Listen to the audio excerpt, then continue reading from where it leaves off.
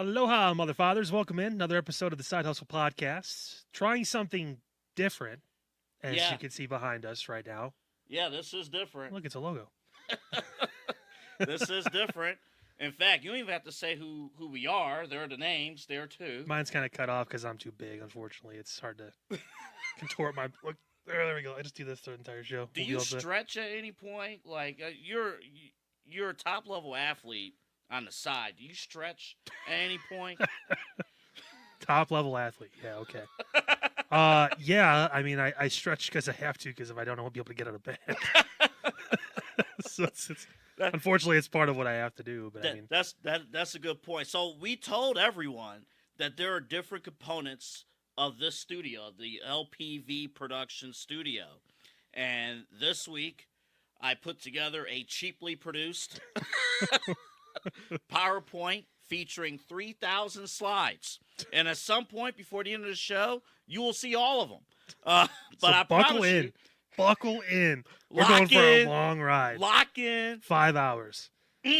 Strap on, let's go. Although, we'll be on one particular slide for a little while. Yeah.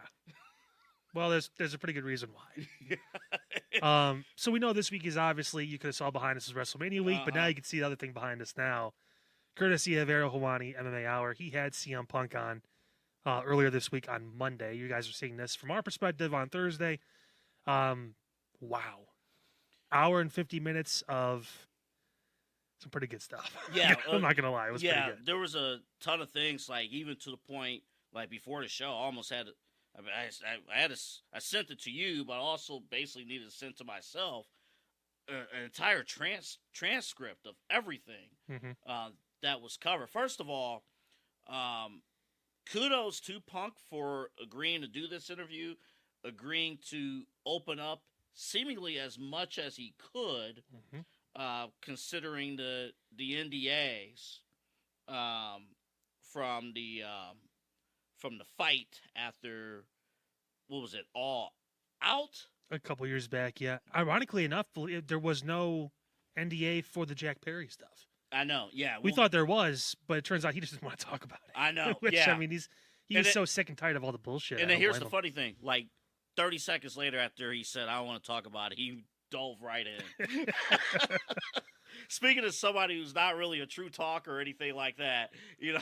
Well, so Ariel Helwani, I give him credit. Like, he didn't, pry too much. He just, he's like, you haven't ever talked about it. Because Punk was like, I don't really want to hash this out again. He's like, you never really have. He's like, oh, you're kind of right. All right, fuck. Well, then here we go. Like, let me just give you what I can and what I'm willing to say, and then we'll go on. But never seemed like he was agitated or irritated to talk about it or anything like that. And he talked about a lot of shit. Yeah, he did. He broke down a lot. Yeah, he did. Let's just jump right into it. And again, I have to grab my phone, so we're not going to cover the entire interview, but it's 2 hours, and it's 2 hours that's going to fly by very, very quickly if you're a professional wrestling fan, if you're a CM Punk fan. Honestly, if you're an AEW fan, actually, I do want to address one thing. So I told you that Adam opened last night's AEW Dynamite show basically as kind of like a pep rally for professional wrestling at AEW. Needed to, apparently, because they got offended. Of course they did, because that's what people in AEW do, is they put on 5-star matches and then get offended when people criticize them. So I mean, it makes all the sense in the world for them to want to go out, and it's unfortunate when it's someone that you actually really enjoy watching and really appreciate, and for everything he's done, for the journey he's been on in his life. It's kind of sad to see him have to come out and do the rah-rah thing. Maybe you expect that from Bryan Danielson, or the Bucks won't do it because I guess they're bad guys now in AEW. I don't really watch too much to tell you because it's not worth it. But they're the high-drawing EVPs of all elite wrestling. They haven't drawn anywhere, but that's beside the point. There's a reason why they're not welcome back in Japan, but we're not going to get there, are we? Kenny can go back whenever he wants. Kenny drew in Japan, so that's whatever you say about Kenny Omega. In Japan, he is a star. But even as a package deal. But even Kenny Omega can't make the Bucks a star. Yeah. The Bullet Club was a star. The guys were just a part of it. They weren't really drawing anybody. And I'll say this, you saw on the MMA Hour Cody's interview. That was Wednesday. You saw that. I did not get a chance to watch that. I'll be honest. This week, there's 30 to 40 hours of professional wrestling content this week. So first off, we appreciate all of you for watching us. Oh, yeah. And listening in if you're listening on one of the apps. But Cody, I'll give Cody this. He's loyal. Loyal to his roots. And he did build something special. He built something, one of the things that Adam talked about in his promo. Which is Edge again, by the way, in case anyone's wondering who he's talking about. Because you say Adam, I could be talking about my neighbor who cuts his lawn once a week, I mean, it could be, who the fuck is Adam? Like, I'm going to make it a point just to call him Adam. God. It's his real name. I'm going to make it a point to call him by his real name. Mr. Adam talked about how, he's a fan of professional wrestling, all of professional wrestling. And AEW is a great place. And I'll just say this before we dive into the Punk thing. It's always good to have competition. It's always good to have an alternative. It is. But you want that company, and we've stated this multiple times, you want them to do well. You want them to not shoot themselves in the foot with mistakes that they keep on making. And to the point, Kyle, where to us, we see it as mistakes. To Tony Khan, apparently he knows better. So you point out the key word in all this is alternative. It's not competition. Let's set the record straight pretty quick with that. It's not. It's not competition. You can't compete against a different show and do half of their ratings. The building Wednesday night for Dynamite is half blacked out because they can't draw more than 5,000 to 6,000 people on a regular show. It's got to be some crazy overbooked fiasco they promote for like a month in advance to actually sell over 10,000 tickets anymore. And even then, they go back to bullshit the next week. So it's not competition. It's just another promotion that's out there where the guys and girls can get paid, which is great. That's awesome. But are you really going to feel fulfilled there? I think we're going to find out in the next year or so with Mercedes, all the things she's talking about. Yeah. It's great to be on top of a mediocre division that doesn't get any attention. You guys think WWE doesn't book women wrestling properly? Go watch AEW. Yeah. All right, let's dive into this interview with Punk. There's a ton. That's why I have to read the transcript here. There's a ton, but we'll skip through the part at the beginning where he was invited back last May. He was invited to the WWE locker room by friends. By Bailey. Bailey, of all people, was like, hey, because I guess he was doing an MMA show, the CMLL, whatever he does, down in Tampa. Which he calls, yeah. Yeah, he calls that. I think he's doing another broadcast a week from now, or whatever it is. And they just plane back up to Chicago. Oh, shit, hey. Yeah. He met Liv. He met a bunch of people that were on the plane or whatever it was. And Bailey was like, yeah, we're going to be in Chicago. He's like, well, I don't have no wife, no dog this weekend. Oh, shit, I'll go up and say hi to a couple people. So I love the story that he was telling. It was like, yeah, I visited a couple people. He was mentioning that was the kind of an odd time where Vince was out of the company, back into the company. Vince was virtual, technically, like doing a lot of this stuff from home. Yeah, it was Zoom call Vince. Zoom Vince, yeah. Zoom Vince. Creepy mustache Vince, which kind of feels more apropos at this point. But that's beside neither here nor there. Yeah, right. Now, I will admit, when he talked about, at some point he did get kind of kicked out of the building. Was you stunned at what he said AEW's reaction was, which was essentially the fine folks at AEW was livid, thought that Punk was just betraying their trust. They let Chris Jericho go on Stone Cold's podcast on the WWE Network or Peacock or whatever it was at that point. And he's not as big a star as Chris Jericho is. He's making probably more money than Chris was. Again, it's if you don't like somebody and they do something that normally is considered like, maybe you should have asked this first, whatever it is, there's obviously going to be to a different level, more people upset about it. Right. He wasn't asking for permission. He was still healing from his injury. So he was like, well, whatever. I mean, I'm not going to... They also didn't talk to him. That was crazy. I know that it's going to come up at some point. Yeah. But getting hurt with his tricep and his other arm, missing 6-8 months, whatever it was, they didn't call him once. They didn't set up any physical therapy appointments. They didn't do anything. He's like, I hope the Jaguars players don't go through that shit. Which they have team doctors there. They have people. I'm assuming they don't. You know what we should have did before the show. Every year the NFLPA ranks. Their team organizations and things like that. They're probably somewhere in the middle or bottom. Mm-hmm. I mean, it's also just Jacksonville. I'm not trying to take a shot at the Jaguars, but at the same point. But if you have money, if you're able to provide, if you have the capabilities to provide those resources, then you need to provide those resources. I mean, if you have those capabilities, it's insane. That needs to happen. Even the London thing, which old news, we all knew about it, but no one there to pick them up. Mm-hmm. This is going to be one of your main events. Yeah. For the show that you've been talking about, 100,000 people. We broke the record, all that, which you didn't, but all these people oh my God, it's the biggest show ever, and it didn't pick up the guy you're spending millions and millions of dollars on a year. Couldn't even give him a fucking cab. Like, it's that kind of petty bullshit where it's like, am I dealing with another one of the boys who's on top, or am I dealing with a fucking owner of a company who knows right from wrong and how to be a boss? Well, it's one of those things. It's one of those things. It would be easy to essentially say, well, he's 4 or 5 years into the company. There's little things that he's learning. And you could say that. I mean, if he ever came out and said, hey, I made a mistake. This is one of our... this is our biggest international event. My bad. You know who did get fucking rides from the airport that day? Probably the Bucks. Yeah. Probably Omega. That's why you didn't hear anything. Yeah, probably That's why you didn't hear. You know who was in the car with him? Mm-hmm. Fucking Tony Khan, probably. Probably. So there you go. I mean, it's probably. Well, you can't play like Vince played favorites, but everyone still got catering. They still got their shit together. They still had brides places. They still get medical. They still get like. The difference was he played favorites with those who drew the most. Okay, Vince played favorites to The Undertaker. He played favorites to The Undertaker. There was a point in time where CM Punk was probably like the only real draw for the company, minus MJF. But Kyle, I mean, like, Vince put himself in a main event feud with Stone Cold Steve Austin.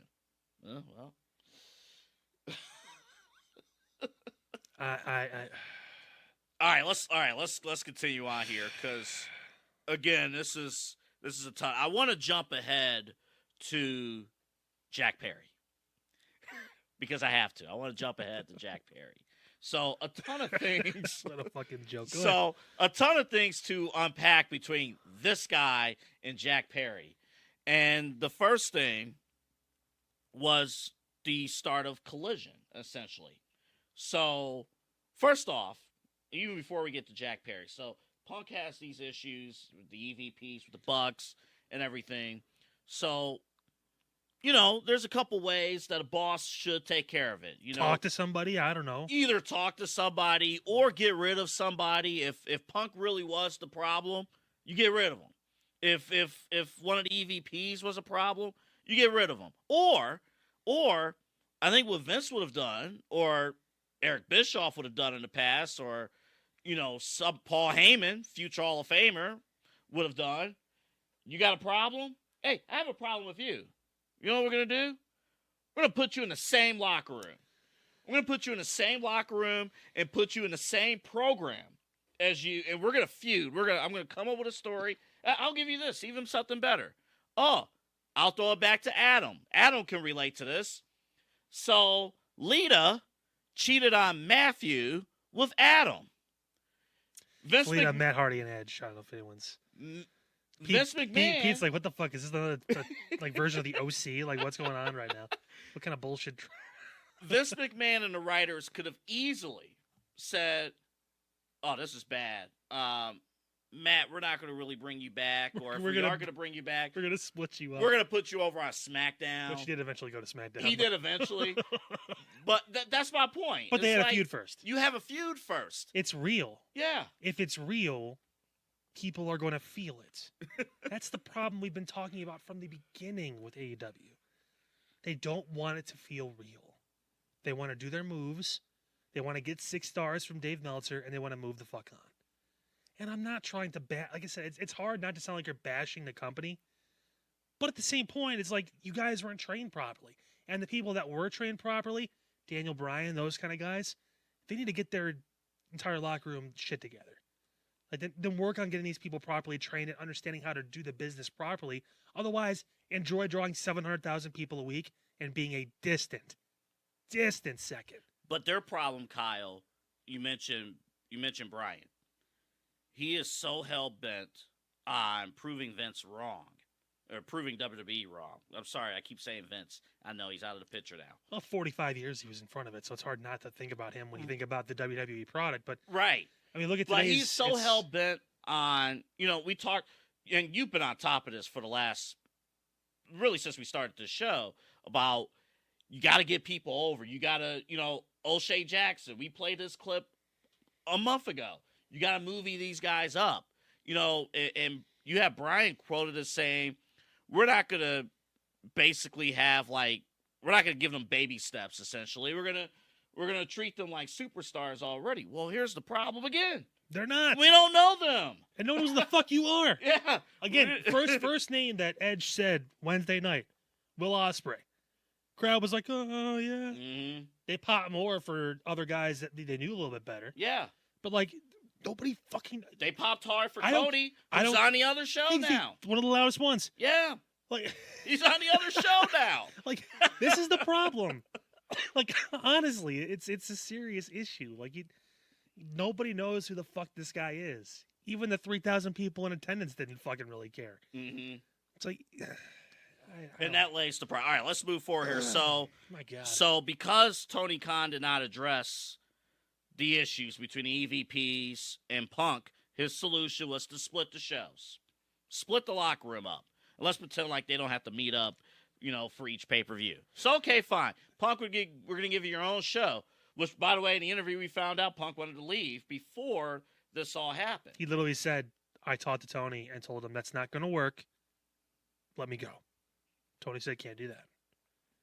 And Tony, it's not going to work. Well, from Tony's perspective, I do understand from the standpoint you talked to TNT and you essentially sold this show off the basis of CM Punk.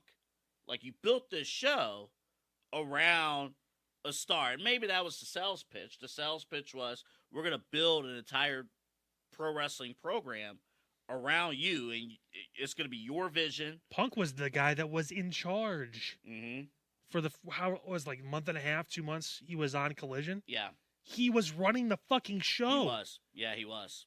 That's how inept this company is. I'm not saying this guy can't do it, but at the same point, that's not his fucking job. Right. He basically had 2 contracts. He said it with the company. One as a wrestler and one as a fucking GM, apparently. Because he's got to handle shit in the back with Jack Perry. He's got to handle all this stuff. And meanwhile, trying to worry about not getting hurt because he is in his mid-40s trying to still wrestle at a high level and doing crazy shit that all these guys want to do and all that stuff. It's... So let's get to the Jack Perry thing. So, fucking God. So Perry wants, and this is where the Real Glass story kind of gets going here. And it's good to hear someone that's actually coherent tell it. I know. Because I could see that. I could see that conversation happening on screen. Yeah. That's how real it felt when he was talking about it. Again, end of the day, he could be full of shit. Do I think he is? No. He's been telling the truth since before we can all remember. So let me for better or worse, but still, he does that. So I mean, I have no reason not to believe what he's saying. Right. And no one else is fucking talking about it. Right. We haven't heard Jack's side. AEW, there's no NDAs about this. Fucking talk about it. Get it out of the way. That's what you do immediately when this kind of shit happens. Talk about it. This is the last you hear guys talk about in the NFL contracts. Hey, beginning of the season, let's say Patrick Mahomes is doing an extension. Guys, if we don't sign something by the beginning of the year, I'm not talking about the rest of the season till off season. I want to focus on the season. Yeah. That's how you do this. Yeah. That's how a professional does it. That's how a man handles his business. But again, you use a Patrick Mahomes who's in a winning organization, who's in a long time. Even fucking Amari Cooper for the Browns. Yeah. He's due a contract extension. If he doesn't get one before the season, I'm sure he's going to come out and say, I don't really want to talk about it during the year, guys. I'll talk about it now. I'd love to be here, or I don't want to be here, whatever it is. But once the season starts, I want to fucking do my thing, man. I don't want to deal with this shit. I don't want to be a distraction. I want to get it all out of the way now, so that way you guys aren't asking me questions in week 12 about, your contract. This is the same fucking principle. Yeah.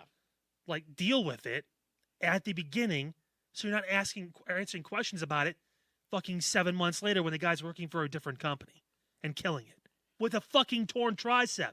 He's drawing better numbers than you guys. He's injured. He's wearing the damn brace everywhere. Yeah, he is. And he is outselling you still. Yes, he's wrestled one fucking match on TV. Yeah. And he's out fucking sold AEW. Just let him. It's a double edge. You didn't figure it. All right. Stupid. So Jungle Boy. I'm just gonna read this word for word here. So Jack Perry. He doesn't want to be called Jungle Boy anymore. Sensitive prick. Sorry, I shouldn't say that because maybe at some point we want these guys on the show, but they'll find it'll be one and done pretty quick because I'm not gonna. If Jack Perry wants to be on this show, you know this too. You know this too, man. I am done. Catering to bosses, watching my mouth. Yeah, all this kind of stuff. If Pete's looking at me like, oh fuck, but no, this is the thing. There's a reason why we agree to do this. Yeah, right. Because we have unfiltered opinions about professional wrestling. You're a little more tame than I am because you've been trained longer than me in that sense of kind of having your head on straight. I've gotten you to break a few times, which is awesome for me. But at the end of the day, I don't fucking care. I am not a former news director.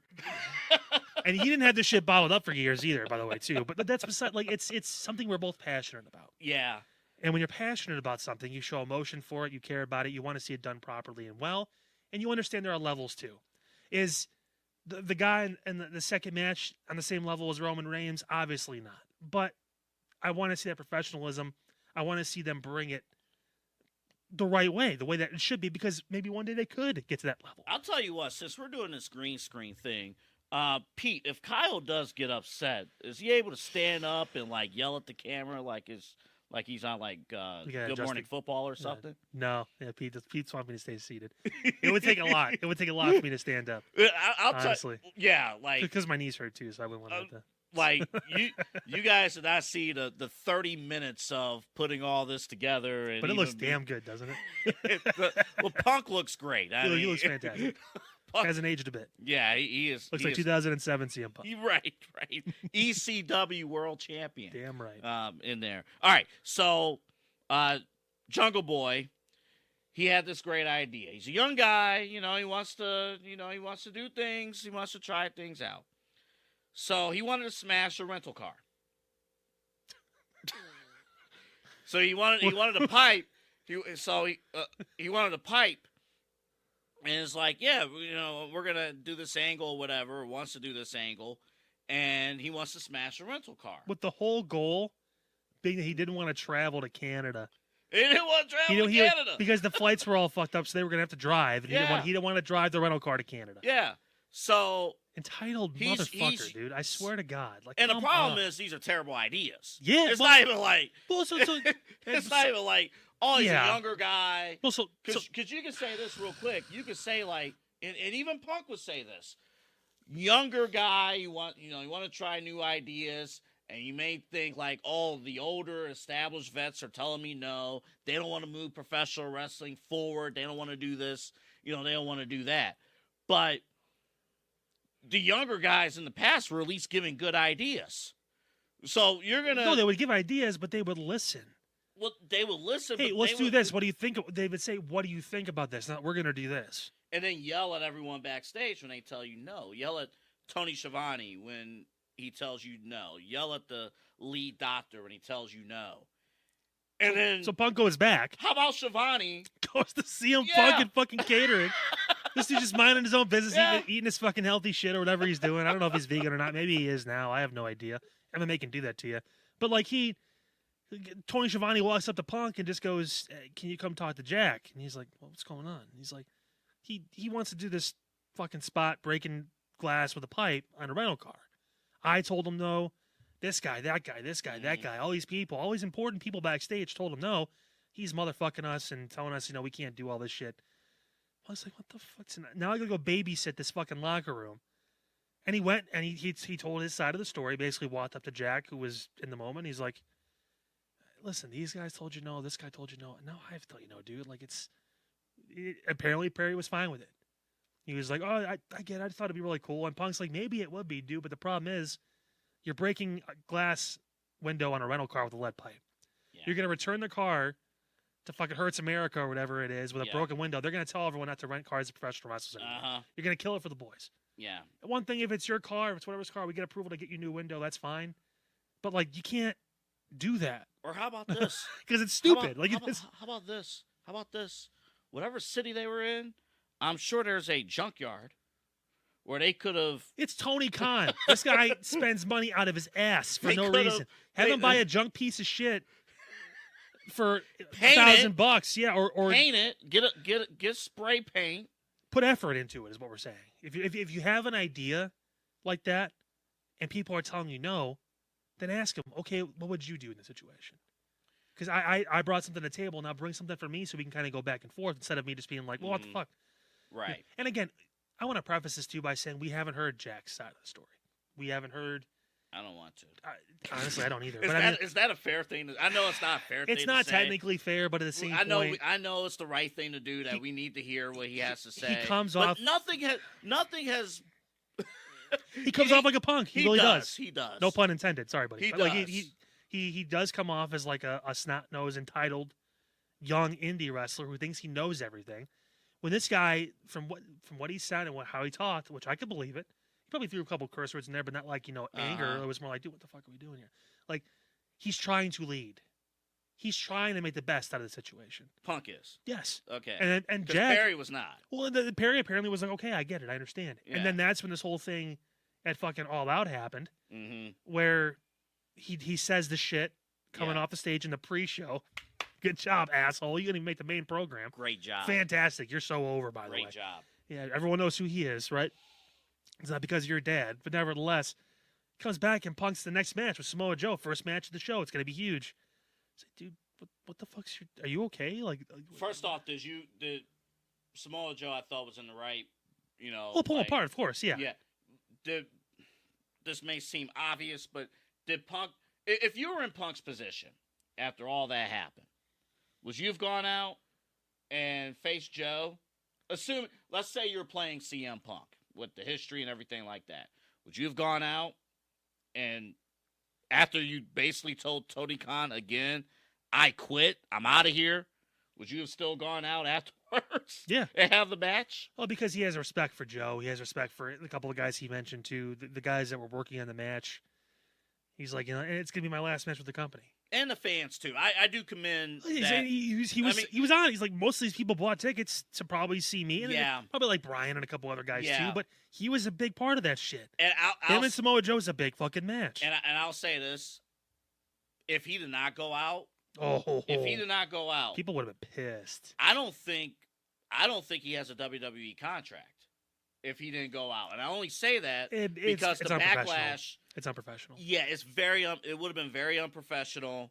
The backlash out of it, like, okay, if this happened there, and Punk has a reputation. Well, he has a reputation of backstage. I understand. But when he's out there, he doesn't do. He doesn't. He's very even with the Royal Rumble thing. No, you're right. Like he was professional as fuck. So, you're 100% right. Yeah. I'm just saying he'll do business and then he'll talk to you afterwards. Right. I'm just saying like there would have been a rep out there saying, "Wait a minute," without anybody knowing the full story.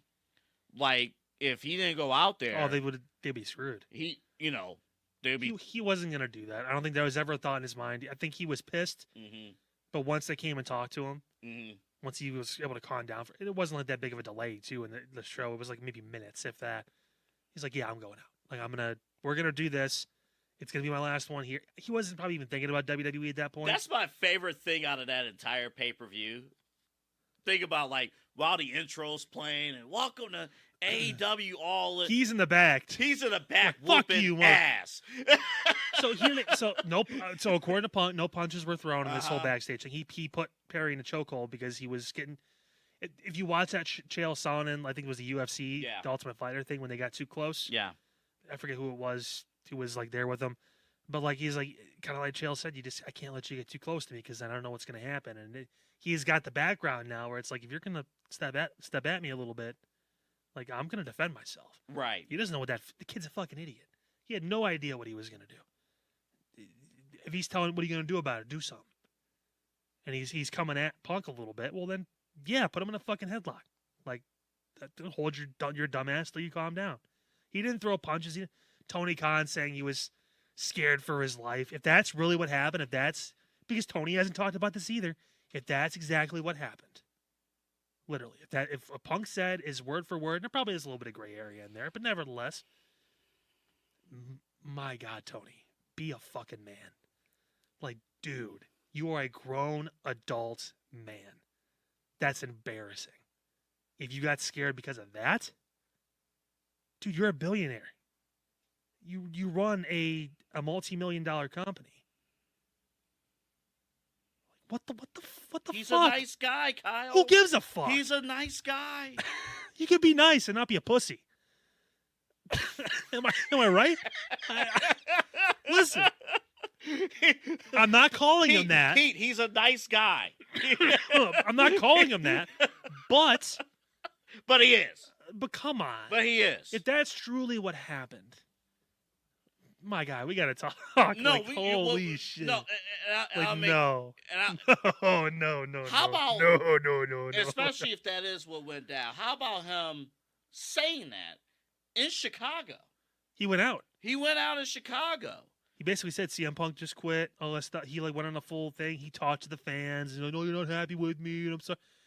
That was his moment to be Vince. He's not built for it. Punk screwed Punk. He's not built for it. I gave him this opportunity. He blew it. He could have fucking killed it, and that would have put AEW and himself as a owner, as a GM, as a leader of the company on a different level. And here's his thing. And he dropped the here's ball. his thing, Kyle. If he's not built to be, look, find somebody that is. No, I'll just say this. Fuck. Obviously, when you look at Tony Khan, you don't think muscular Vince McMahon. I get that. But here's what you could easily do. You got to be 300 pounds and not be a No, douchebag. but here's how it would have worked. Here's how it would have worked. He goes out in front of that crowd of Chicago and said Punk screwed Punk and everything, and he hires or maybe assigns a wrestler Wardlow to play. Oh well. To play basically the bodyguard. Yeah, Wardlow. Wardlow would fit. Perfect. He was doing Tony nothing Khan. anyway. Yeah, he was doing nothing at that point. He would essentially speak up for Tony Khan. If Tony is not comfortable in that role, you put over a wrestler who you want to build around. And who you want to build around. Who needs the platform that can take that heat off of Tony and put it on him. Like, Tony did everything he was supposed to. He could have took that heat and magnified it. And that's your heel, and that would be your heel world champion. Oh, and he's a big dude. Yeah. He's not relatable. Like, he's a heel. Yeah. He's a fucking heel. Wardlow would have been perfect for honestly, because he was doing nothing anyway. Yeah, Wardlow would have been perfect. And he was over before, so fans, at least AEW fans, knew him. So yeah, he'd have a baseline going in at least. Can you imagine? Yeah, he cuts that promo, Khan. In Chicago. That promo in fucking Chicago. And then brings out Wardlow. Brings out a big guy who, powerhouse hop. Anybody else got a problem with me? Deal with fucking him. Deal with him. Boom. That's it. Hey, we just wrote your television better than you ever did. There it is. Have Wardlow come out suit and tie. You could say Wardlow is the vice president of AEW. Everything that I want goes through him. And that's that. That's that. And if this guy has a problem. You can't give him a title because then the EVPs will get upset. If this guy has a problem with Tony Khan, if this guy ever wants to come back to my company, wants to come back and perform in front of the best professional wrestling fans in the world, where you have world caliber matches, this guy faces Wardlow. This guy faces the guy in my company. We just wrote 2 years of programming for AEW. No. They don't believe in long-term storytelling. Just 5-star matches. You would have. All right. This is WrestleMania. The fact we're spending time. It was a great fucking. Like I said, I could not. No, not Punk. The fact that we're wasting time on Jack Perry. Yeah, that part's kind of. Jack Perry does not. Listen, here's the thing with like a lot of these guys too. There's talent there, right? We could talk shit about Jack as much as we want, but like, there's talent there. The problem is we don't have the proper training or not under the proper supervision, and you're not a guy who's been in the business for 30 years like Punk or Edge or whatever it is. You need some guidance. You just do. I'm not going to let's say by some fucking miracle in 2016, 2017 when I tried out for the Canton Charge, I made it, right? and I somehow found my way to the Cavs. You think LeBron's going to tell me something I'm not going to fucking listen? You think Kyrie Irving would tell me something and I wouldn't listen? Advice? The 15th guy on the fucking bench who's been there in the league for 5 years, I'd fucking listen to. Everyone has more experience than me. A lot of these guys, this was their first fucking job when it came to real professional TV-style wrestling. Take advantage of who you have in the locker room. I don't care if you hate the dude. Like, dude, honestly, man, be blunt with him. I don't really like you that much, but I know how much you've done for this business. Can I ask you about this? Well, and that's how you mend a lot of fences, too, by just being a fucking man and having a conversation. It's not that difficult. At the end of the day, all this is real fucking simple. Yeah. It comes back to just basic stuff you learn when you're like in grade school, honestly. I'll give you this example based on what you just said a second ago about LeBron and Kyrie. In this scenario, Kyrie, he had a tough time adjusting to, like, he was the guy, and then LeBron came into the fold. Yeah. And he had a tough time. He made it work for as long as he could, but he had a tough time adjusting himself. What if the organization, what if the Cavs decided to, hey, Kyrie, I know you're having a tough time. We're going to get rid of LeBron. I don't think he would have believed him. Kyrie's also a very special individual. Mm-hmm. Mentally, too, when it comes to his thought process. It's just very different. I understand that. And top guys are built different. There's competition in-house. It's just like WWE. My point is, what if Jack Perry was told that he was a top guy?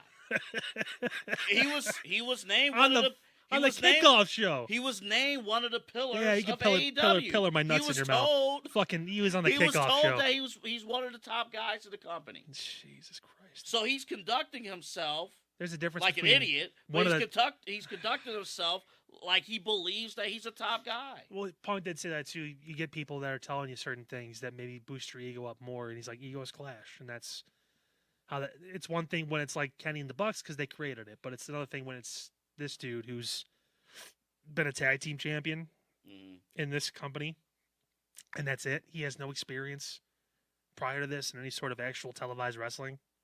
Like, but at the same point, it's okay. You may be one of the pillars. This guy's won 10 world championships, the biggest company. He's been all over the world. He's done all this stuff. You think? But he's not one of us. He signed the fucking contract. What do you want him to do? Bleed and get a blood tattoo of AEW on his fucking arm? Like it's tribalism bullshit that's happening in locker rooms now. Mm-hmm. You know, we hear all the time about like, oh, it's all fan stuff. It's not guys in the actual locker rooms. Exhibit A. Why is there NDA on the? He wants to talk about it. He's like, if I could, I would. Yeah, because he knows he can't even talk about his freaking dog. No, apparently played a big role in that fight. Yeah, apparently. Good job, Larry. Way to get into it. But like, dude. Who knew dogs would be catching strays in professional wrestling these last couple of years? Exactly. But see, this guy right here actually wanted to clear the air. I couldn't even get in a room with him because Tony wouldn't do it. Nah. Because you're how do you? He said it best, and as far as my thoughts on that, I think this pretty much will wrap it up for me. But like he basically said, we're not in the same business. No. Because I thought I was coming into AEW to sell tickets, to draw money, to move the company and the promotion forward. The biggest thing he said was to help. Exactly, to help. To help. His first feud was with Darby. Yeah, to coming help in the door. Yeah, build some guys on the way too. Obviously, I want to get my wrestling fix as well. I missed this, but at the same point, I want to move it forward, and I love the fact there was an alternative to WWE. He's like, I love competition. I found out quickly that that's not what this was.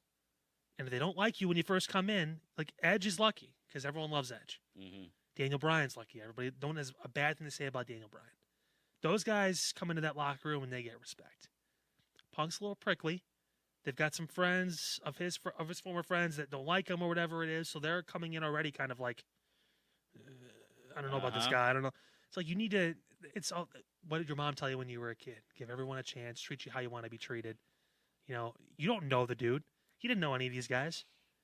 He had been where they'd been, Ring of Honor, all that stuff. Way before they even fucking could dream about it, before they could even walk, pretty much. He was doing their shit. Like, he did not need to be treated like that from the get-go. And obviously, he kind of said it too, I'm fair to everybody. Until you treat me a certain way. And it's like, well, if that's how you're going to treat me, then why the fuck should I be nice to you if you're not going to fucking... It's common sense. If I walk into a sandwich shop and the owner wants to sell me something, but he what the fuck are you doing here? I'm walking the fuck out of the sandwich shop. You go. There's a bunch of there's a couple different options out there. And I wasn't in a Subway. There's a Subway across the street. I'm going to go to that one. I'm not going to hang out at this fucking mom and pop. I'm going to go over there because I know at least the employees are going to be fairly respectful and it's professional. And I'm going to get a sandwich and not to deal with this bullshit. You just want a sandwich. All he wanted was a fucking sandwich. All he was a sandwich. He just wanted a sandwich. He just wants a... What the fuck, Tony? He just wanted the cheese to be toasted. God. That's all. He just wanted the cheese to be toasted. That was it. 7 blend cheese bread. Just wanted that. Just wanted the sub to be sliced. Just wanted one little dab of salt and pepper. I wanted the crust cut off of my peanut butter and jelly. That's all. That's all I wanted. That's it. What the fuck? Couldn't do it. And he walked his little ass across the street. With the Subway. He's eating fresh now, motherfuckers. Man. I think that's what happened to Quiznos. I used to love that place. R.I.P. It's crazy. Everything happened with Jared, but still Subway's still on top. Yeah, man. That's the crazy thing about that, isn't it? Man, it didn't turn out. This interview overall was fantastic. It was. Obviously, we don't have time to cover all of it. The stuff he talked about as far as his return to WWE was fantastic. It came together quick. Yeah. Apparently, Nick Khan has been on the constant for years. On him. Even before he worked in WWE as the CAA. Corporate officer number 1's been on his ass for a while. For a long time. And that came together. Didn't get that one. Sorry.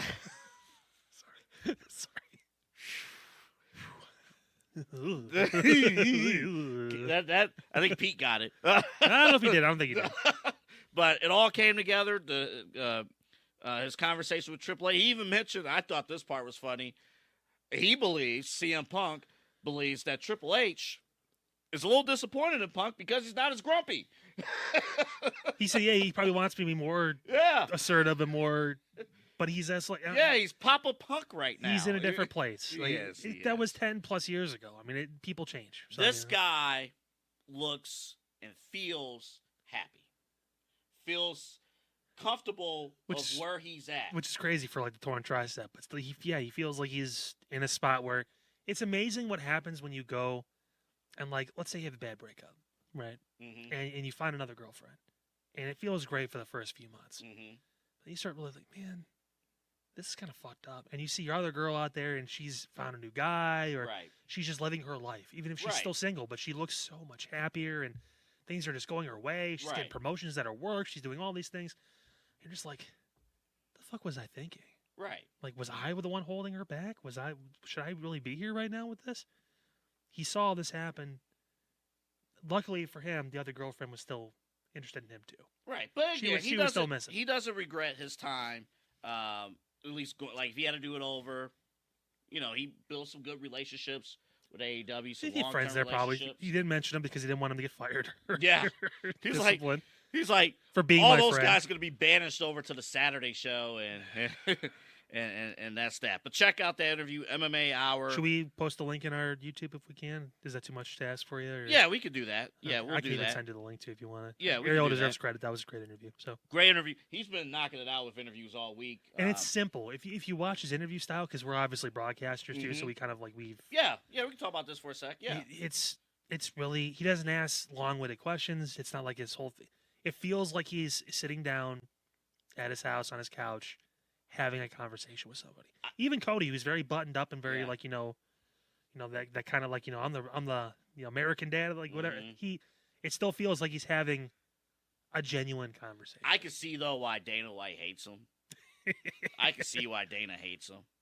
But at least when he was interviewing Dana White, at least he was called by the correct name the entire interview. Excellent. Remember these? No, I wish I didn't. So it was right after the Royal Rumble. We said on this show, I think it was episode 2 or 3. It's like, hey, put together the entire cards for WrestleMania. So these might be a little tough to see here, but this was night 1 and night 2, so we'll fly through this quickly because we want to preview the cards itself. So for me, I was lucky enough to get Rollins and McIntyre correct right there. Got that right. I think they're going to open on night 2 as well, but you had it on night 1. But yeah, we did not predict you had Rock, I believe, in your match. I had Rock and Roman, and I had Cody and Seth. So the only thing I'll say about my list here, first off, Nia Jax is not in a. She's not. Not in a match. Liv Morgan, not in the match. Liv Morgan, not in the match. Well, not yet. You never know. They could throw some bullshit in there. We'll see. We'll see. Maybe they'll be on the kickoff show. We'll see. Well, yeah. It's two of them. Let's see. Did I get any of these? Io Sky and Bailey got that. Mm-hmm. I got 2/3 of the U.S. Championship. Logan Paul, L.A. Knight. I got Lashley and the Street Profits in the Final Testament. I just saw did. That. How about that? You did. But for me, none of this matters because I did not get the one match that I wanted. So I fucking hate this. So because of the one match I did not get, I feel like this entire list is a failure. And that is my presidential election match. Sami Zayn, Jinder Mahal, Biden on the side of Sami, Trump on the side of Jinder. It did not happen. We didn't even get RFK. We didn't get any of them. Special guest referee. Special guest referee. RFK. They're going to put Jake Underwood in this. They didn't put anybody in this. They didn't. That's a damn shame. So this card was a failure. And by damn shame, I mean obviously that it was fantastic. But let's go to yours. So I had a couple wish list items on this one. Yeah, you did. Gunther and Big E that turned into Gunther versus Sami with Chad Gable, I guess. This is I'm still pissed that Trick and Mello isn't on the WrestleMania card, but I get.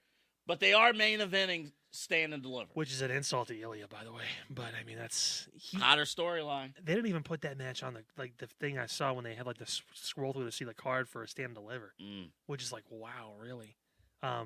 It's amazing how that just kind of overshadowed it. You did have Lashley and Street Profits final. Yeah, I had Randy.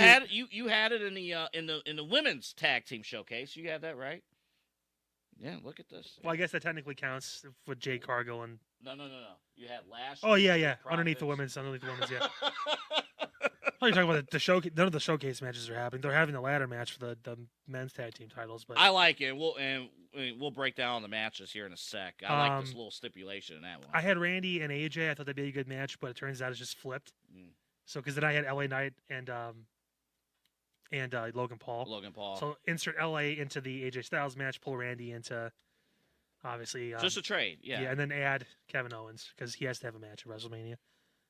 Other than that, I mean, it wasn't LWO versus Legado was kind of close because we're getting Ray and we're getting, I guess, technically LWO, which is Dragon Lee now. Yeah. Versus Legado, which is obviously that's true. Yeah. And technically Dom is kind of like a pseudo Legado member for a night, I guess. So I don't feel terrible about that one. Pretty close. Dom, by the way. Dom's like, hey, I don't have a few for WrestleMania, and I don't like my daddy, so I'm gonna fight him. When you hear about what he was originally possibly scheduled for, it's crazy. But I mean, I think we both had the Uso match, the Jay versus Jimmy Uso match. Did you have Jade on your card?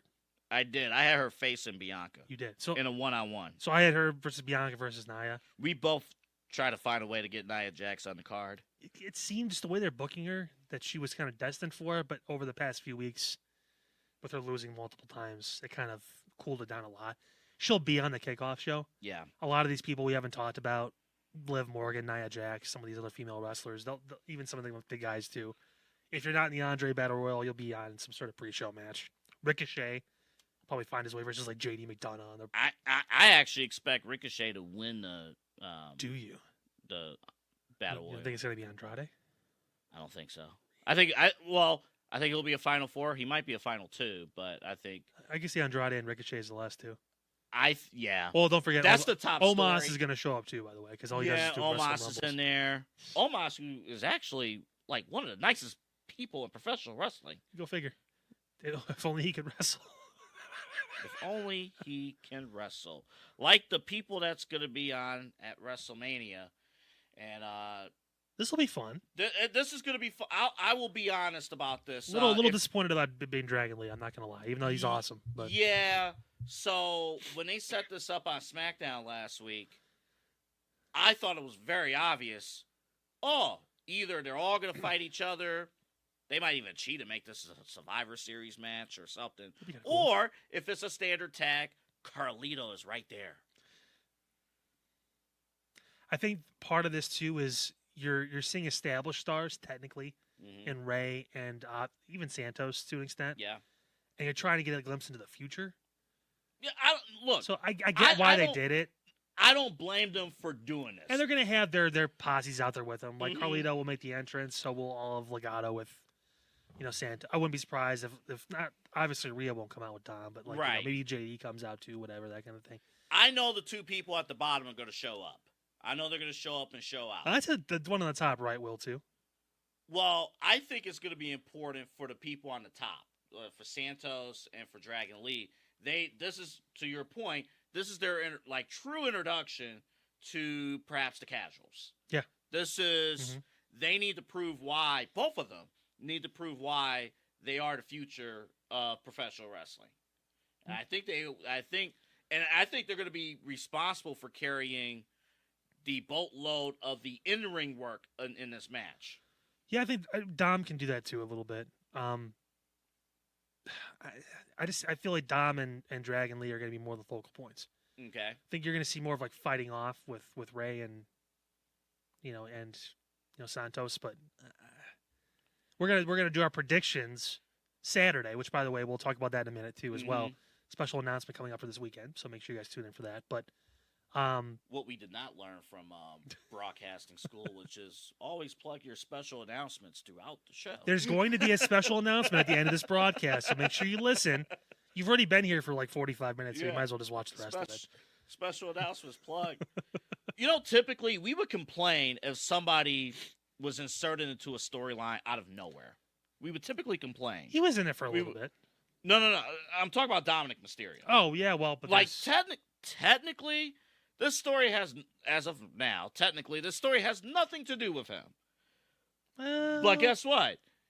Obviously, he's Rey's son. Santos tied it in a little bit, though. Santos tied it in. There are tie-ins now, Triple H just threw it out there.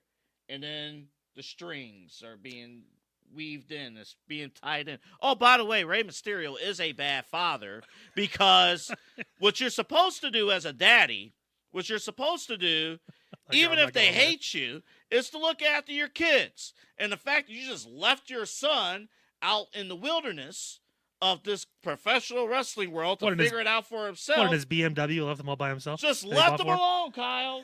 Just left him alone. You just gonna leave me for your new family? What are the odds that... So hear me out. What are the odds that Dragon Lee turns on Rey? That can't happen. I mean, anything can happen. I know anything can happen, but it's not beneficial.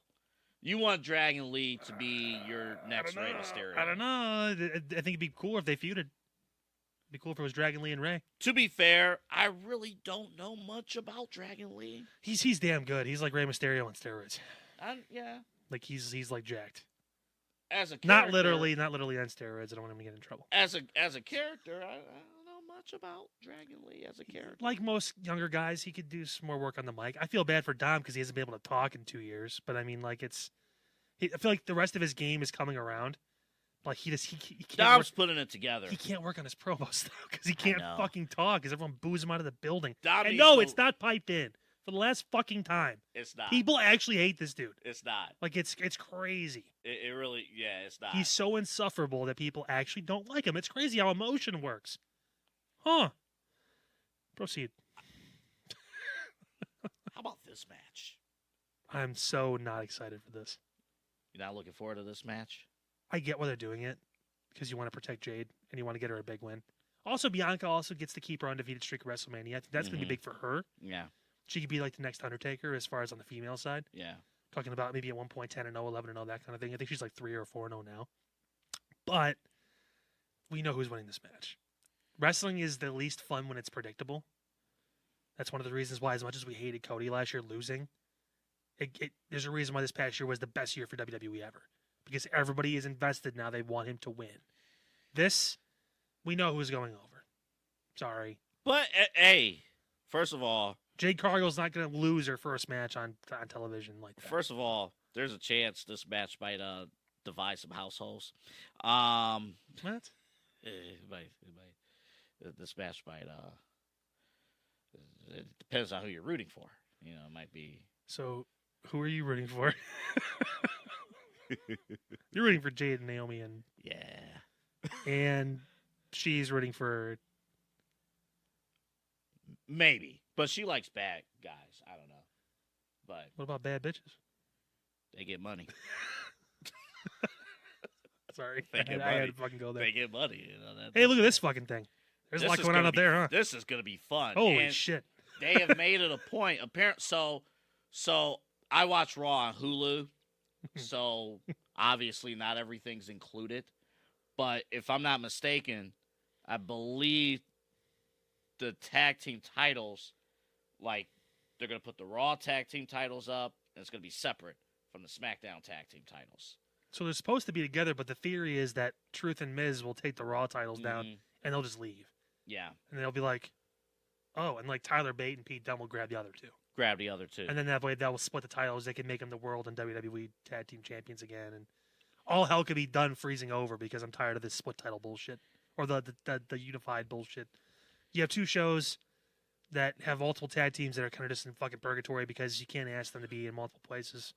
Judgment Day. So it's also they're about to implode too, so it makes a lot of sense for Yeah, that's going to be big. We'll hit on like the Judgment Day impending breakup on do our special announcement later in the week. There's end of the show, special announcement. Don't forget. There's some good teams here. There's some good teams, some good stories in this. I think the concept of Awesome Truth winning the Raw titles is actually pretty cool. Good for the Miz too. It'll be great for the Miz. Yeah, he's been doing R-Truth has been extremely entertaining. Good payoff for him too. Great payoff. It'll be great. What are the odds that the rumors that Theory and Waller get pulled for a returning tag team? Pretty high. I think I saw that after they won. There was rumors that there could be a push to possibly pull them out for some sort of backstage incident, whatever it is, and then we get a returning tag team that comes in and. You know, I don't know if they'd win, but they'd be pretty entertaining. And it's also WrestleMania 40, so you want to make it as big as possible. Well, remember this, too. Again, if the titles are going to be split, they could win the SmackDown. That's your star power. You're going to need star power, obviously, as Roman and Rock are going to be taking some time off after Mania. If you're wondering who we're talking about, Hardy Boys. They're not foreign to coming back at WrestleMania unannounced. And Matt, I get the show that Raw was in North Carolina, but he also came out today being Wednesday, obviously you guys have seen this on Thursday, and said that Jeff is still a month away from getting cleared.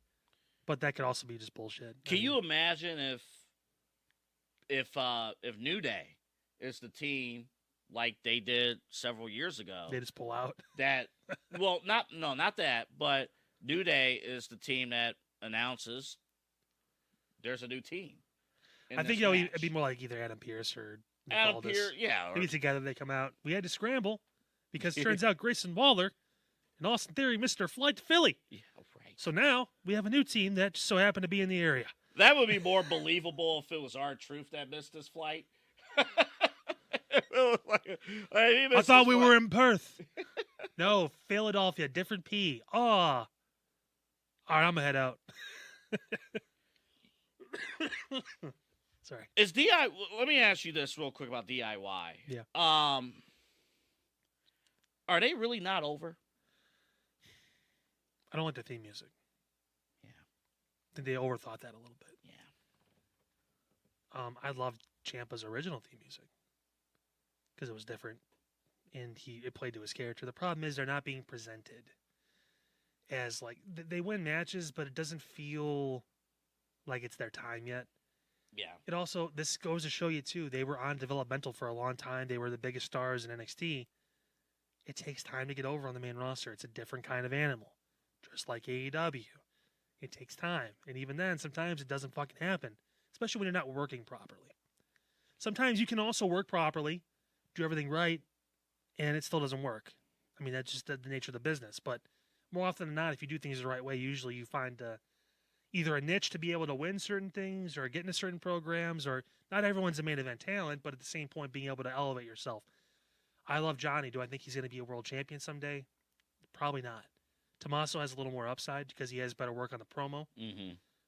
But even then, they're not getting a lot of chances. They were going to do the way again at some point. They decided to nix that pretty quick for whatever reason. I don't know why. Dexter Lumis got fired. Maybe that's why he got let go. They decided not to bring Austin Theory back into it, which would have been fantastic. They were teasing that about, like, oh, maybe Theory's going to cut like it. But he decided to do the tag team with Grayson Waller, which I like the tag team. Yeah. As the guys just get their ass kicked. Yeah, you need those you teams. hope you over a couple of years of doing that, you build sympathy for them. So at some point, one of them can turn and go. I think they have more probably right now high hopes for Grayson, but Austin's still young. Well, so real quick on DIY. DX. I think Shawn Michaels and Triple H have a bright future. Regeneration next. Here we go. This is the first time I think we're actually split on what we think is going to happen. Here we go. All right, make your sales pitch. Again, these are not our picks. Yeah. Make your sales pitch on why Jimmy should win this match. One, it's night one. So we're doing this match. That was announced. You want the bloodline to be at the highest level possible, riding the most high they possibly can. That means Jimmy wins. They got to win everything that night. If Solo's on the pre-show, fucker's winning. Like, every single bloodline member is winning on night one. You have to go into night two with it being literally Everest, no pun intended for Darby Allin, in front of Cody Rhodes. Everyone's riding high. Everyone's got momentum. Every single one of them. Sorry. I mean, it's got to be that, or it's not going to be. Because if there is mixes and matches, I don't know about how night two is going to go. There needs to be like this, holy shit, they're all clicking. They just keep finding ways to win all these fucking matches, dude. What the fuck? Real quick before I make my case for Jay to win this match. I wouldn't be upset if he did, but if night two is bloodline rules, can Solo do the national anthem? Rock asked for it. I mean, Rock. That's what the final boss wants you to sing the national anthem. The final boss, you jabroni. You're gonna sing it. Can Solo sing the national? Oh, say, shut up.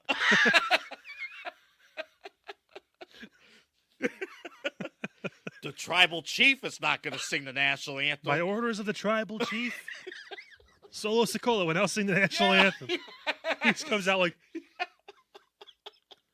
ooh, shit. He quickly turns his head. And Roman's like, come on. Not quite my tempo. Do it again. Yeah.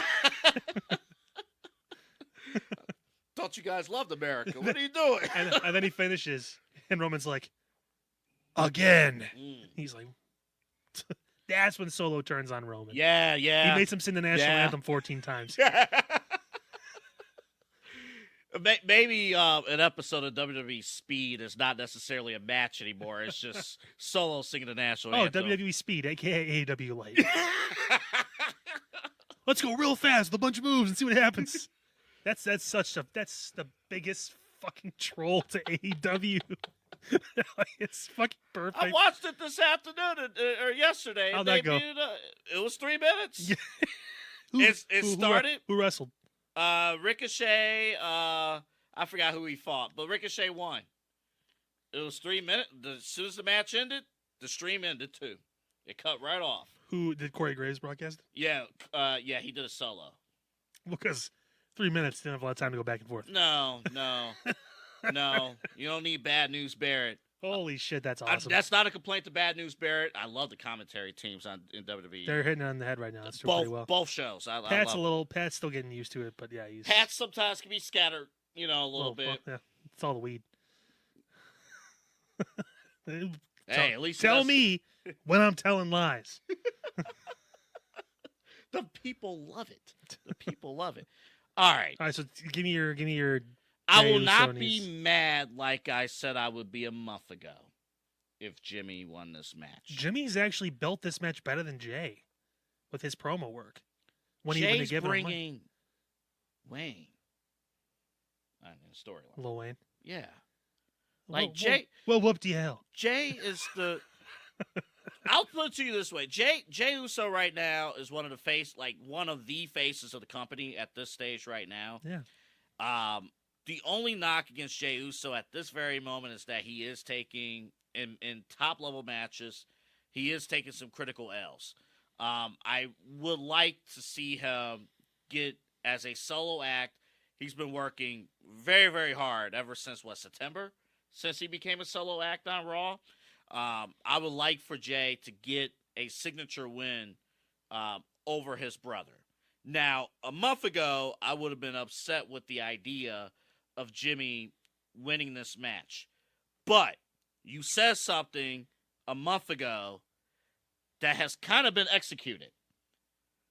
Remind the audience what you told me on this show, if you remember, about what has to happen with Jimmy Uso on the road to WrestleMania. You remember. Well, I told you he has to be presented like he can actually defeat Jay. Not only from a match standpoint, but from a vocal standpoint. And with mic work. And he, like I told you when we first started this now, his building of this match, it made a lot of sense. Mm-hmm. He, top merch seller, little brother. You know, single star, little brother, big match, little brother. You wouldn't be here if it weren't for me. I did this for, like, it made a lot of sense. And his promo work, fantastic. He's wrestled better, too. He's won a few matches. He's been put in a position, and especially because of the overall story, I think the more important thing, sadly enough, for all these guys, even with Seth, the biggest thing they need to have happen is not them win their matches. It's Cody win his.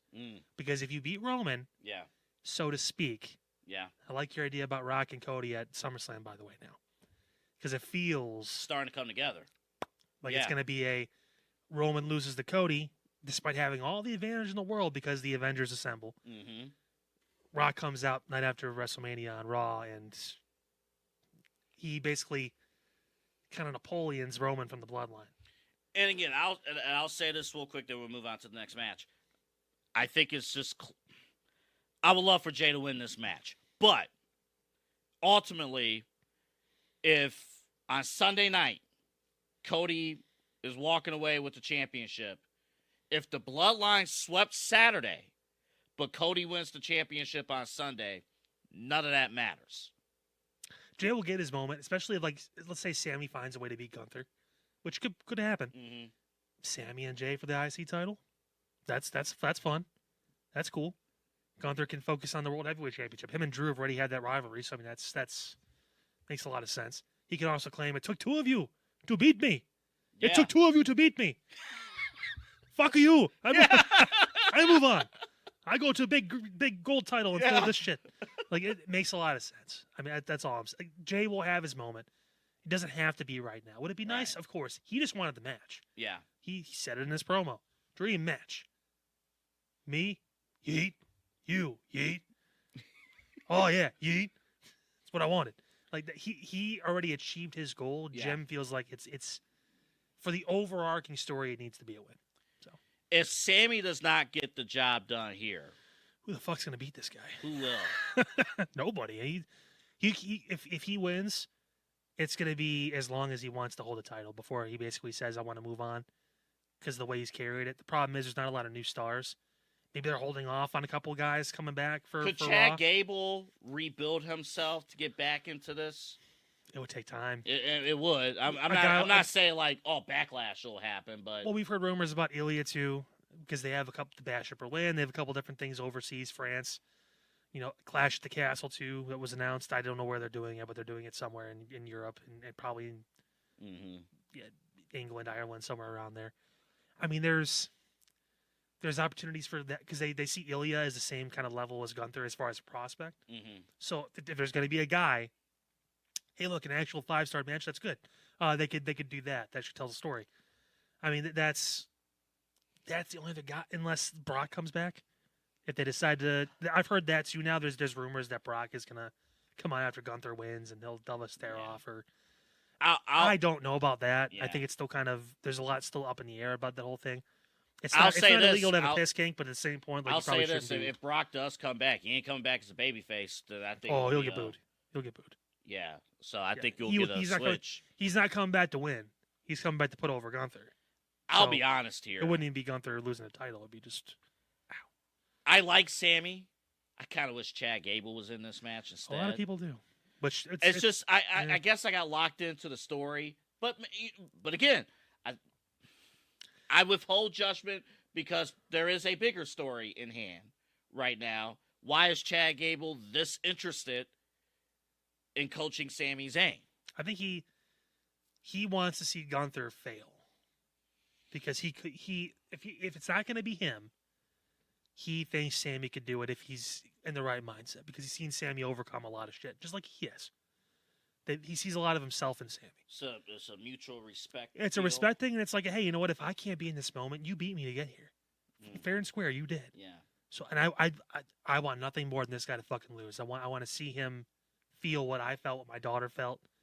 If me helping you gets to that moment, we'll figure out that shit later. Yeah. Because I'll be calm for you.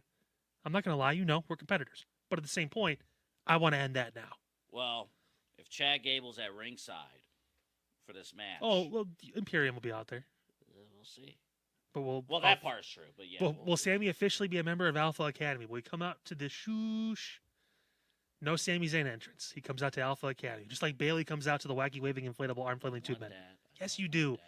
You know what? You're gonna do that, and you're gonna give yourself a hug when she comes out because she's gonna be hugging people. She's going back to the hugger for one night only. Are you saying I don't love myself? I think you could. Everyone uses a little more self-love, right, Pete? It's part of the new set. I'm going to just hit the space bar and go to the next slide. Speaking of self-love, a girl who loves showing off her ass with a girl who I just bought her book. It's in the car right now. I'm going to read that. But can I address this real quick? So Becky has a problem with that. Look at her ring gear. Bit cheeky, huh? Yeah, kind of. Cheeky less. Look at her ring gear. Just saying. Again, this is not me complaining. No, we're just mildly observing. This is not a complaint. What a I'll say this. I said a couple weeks ago on this program that this feud needs to kind of level up a little bit. It has. Well, it got personal. Again, Ariel Helwani with Rhea and Becky showing up, that kind of stuff. The physicality of it really picked up. They kind of didn't touch each other ever. Yeah. So, and Becky said it was out of respect, huh? You didn't want to lay a hand on me. That's bullshit. Like, she basically called her out on it, bringing her daughter into it too. Nothing like getting personal to get a feud going. Hey, look, a story. How about when there really wasn't a story there to begin with, it was more about Becky maybe trying to prove herself again and proving she still has it because it's been, 5 years? It's been 5 years since her big WrestleMania moment. She really hasn't done a lot since then. So it's kind of like, what are we doing here? It's been 5 years, and we were concerned. We were concerned a couple months ago. I was especially that Becky could not rise up to the occasion of this. I think you were more than me. I was for sure. Like, wait a minute. Like, her reactions were fizzling a little bit. It's a problem too when you're going up against the most popular woman in the sport right now. I mean, it's difficult to. And I think what they have done is, and this is something Vince would have not done. Vince would have had Becky go out there and just talk. And Becky's being booked to her advantage, which is, I'm going to overcome all the odds. I'm fighting for myself. You're with me. Let's go. But this is a personal thing, and it's working out. And they're not trying. They're not trying to paint a clear picture of, Rhea has to be the bad person, but she does have to play the part. When she said that thing about her daughter, and when Becky responded, you saw emotion in Rhea's face. Yeah, she's had her own trials and tribulations, or being away from her family too, that kind of thing. Because obviously she's from Australia, and like you could tell she was like, oh shit, I did strike a chord there. All right. I'll give you a little hint. She was a human being, which is right. Crazy. And you need to see. I'll give you a little hint here in the future direction of Rhea. We're talking about the impending breakup or future of the Judgment Day, I should say, at least. Yeah, she's going to be in a weird spot because she's like so entrenched as like pretty much the leader of that group. Now, I've heard different rumors about reincarnations of it, and maybe kicking a person out and adding somebody else. I've heard like, well, I think Dom's going to be out, but I don't think it's going to be like they're going to kick him out of Judgment Day, but I think I think Dom is going to be entrenched with the group he's with now, or the Santos and whatnot. Hear me out on this. So, the thing that makes the most sense, at least in my mind, what was the one thing that was like a wedge between the Judgment Day a while back when he first won it?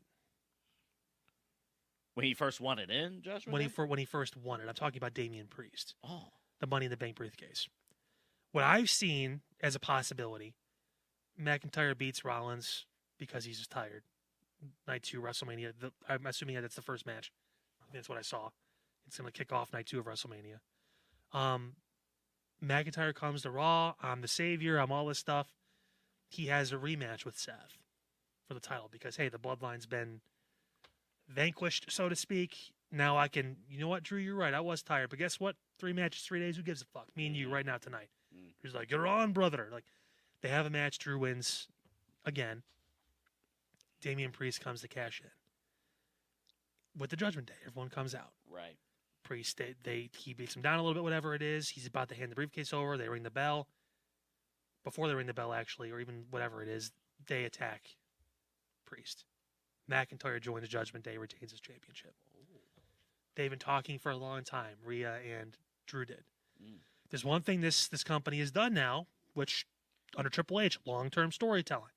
Kind of left it alone for a while. And if you notice, Priest stopped fucking with Drew. Yeah, that's right. Because he listened to Rhea. All the way back to what, September? Yeah. October? Yeah. They stopped messing with him. He stopped trying to fight him. He had his one match with him. It went over. Drew beat him. And that was it. Only thing I'm trying to remember, too, I mean, last week, Drew was in the background talking to Paul Heyman. Maybe that was a distraction kind of deal. Well, that was part of it was the story for that night. That was for Drew, obviously, to come out later in that night. Yeah, that was for that night. But night. also for the Night 2 of WrestleMania. Maybe the Bloodline wants to keep fucking with Seth and kick you while you're down. We're going to cost you the title, too, with Drew. So I'll say this. This is the one match, honestly, in my opinion, that could go either way for several long-term reasons. Mm-hmm. So I'll just leave it at that. It'll be fun. I don't know if you know these faces, know who these people are. Pete doesn't. Well, he might know The Rock. There's a presenting sponsor in this match, too. Is there really? It is. Snickers? It is. There you go. I thought Snickers was just a sponsor of WrestleMania. Because 2K's down there, too. Yeah. Snickers is coming back for another year sponsoring WrestleMania. American Home Shield. All right. We know the stipulations. We don't need to get into it. But just I always hold back. I personally hate when tag team matches main event pay-per-views. Personally, over time, because sometimes it can be deemed as lazy. Sometimes it can be deemed as, you really don't want to match up these two together, so. But what would you do besides this if you wanted? No. I'm set up to overall in general, point. In general, which is fair. This is perfect. This is 180 on that one. Yeah, this is because I've wondered for years. You have a 2-night WrestleMania. How come night 1 can't carry over to night 2? And with the star power and everything, this is. Everyone has knocked it. We was concerned about Roman, and yeah, I'm still a little bit. He hasn't done enough for me, but that's beside the point. Yeah. It's time to go away for a little bit, and I know it's kind of ironic, but let me pause you for a second. Did you watch his A&E special? No, I did not. I don't have A&E, so I didn't watch it either. I probably could find it if I want. I know about Roman's story. There's been enough shit about him over the last 10 years that I've seen enough to know. They just made it because it's WrestleMania week and it's the timing to release it and all that stuff. People that want this guy to retain it, no, you don't. I'm skipping ahead, obviously, because this is the tag match, which I think we're both pretty much in unison who we think is going to win. But it's not worth it. No. It's not worth. Why? So he can get past Hogan and be the third longest reigning champion of all time? He's not going to hold it for 8 years. It's not going to happen. While missing 80% of the shows. Well, it'd be one thing if he was when he first started, when he was a visible champion. Yeah. But again, schedules you can work, that's fine. But I mean, at the end of the day, it's... Like before it was, he's there every other week. He had a championship match one time with Rey Mysterio on a SmackDown. Yeah. He was there. Yeah, it was Well, Cody said this today, too, on Ariel's show as well. He said, once Liberty gets to be 10, 11, I'm probably going to want to be in her life even more than I am now, too, and want to be there for the memory-making moments. So maybe that's when I work a lighter schedule, too. But that's also years... Cody's got time. Roman's he's got 14,000 kids. He's got to. Yeah, right. He legit has, I think, 5 or 6 kids. This is maybe it's a bad thing to say on our show, because we're a talk show. It's our job to break these things down. We're at a point here with this match where there's nothing really much to be discussed. No, it's pretty much a foregone conclusion what's going to happen. Straightforward. I would be shocked if Seth and Cody win. I would be shocked. Yeah. Literally shocked. Just because of it, it's WrestleMania 40. They need to have the Avengers moment. Yeah. Because it's Cody said again, it's a 10. It's a 10. There's going to be some sort of crazy moment or whatever it is. He also went out of his way today to mention at length John Cena and Stone Cold. In the interview with Ariel, he was there for an hour. But I don't think... Are they showing up in this match? No. Or it's night two? Night two. Yeah, you don't want... I will say... Biggest moment possible for both of them. I'll say this. I do believe... I'll say there's a 90 to 95% shot that the Bloodline wins this match. I'm leaving a little bit of light on the other side. If you really believe in the theory of sending the crowd home happy, that would be the only reason. But... the bigger story, it would jeopardize the bigger story. But again, if you truly believe in the theory of it's a big pay-per-view, it's a stadium show, The Rock and his promo showed those kids crying. The Rock feels bad. How about because The Rock's a girl dad too? Sometimes a man's got to do what a man's got to fucking do. I'm like, oh my God. Man. Chill, dude. Cody died! Why did Rock kill Cody? I'm never going to watch Moana again. Oh, man. That was so... That really hurt Rock? That hit Rock? Oh, it hurt. Right there. You know? I felt it deep in here. I felt the mana. Uncle Rock had to tell you something. Sometimes when you stick your nose in other people's business... A man's got to do what a man's got to fucking do. So if you really care about the children... You sounded like Bill Cosby for like half a second. I did that on purpose. If you care about the children, put the get the pudding pop, and you give Cody and Seth the win, and then you put the kids to bed. Holy shit. No. This is a case of two guys that probably should be main eventers, but for some reason just can't get all the way over. And then two teams that... glad Street Profits are cool. Lashley's cool. Karrion Kross does everything technically sound. He should be, on the level of these guys. Mm-hmm. I don't know why the crowd just doesn't like him. I don't know what it is. They don't even boo him.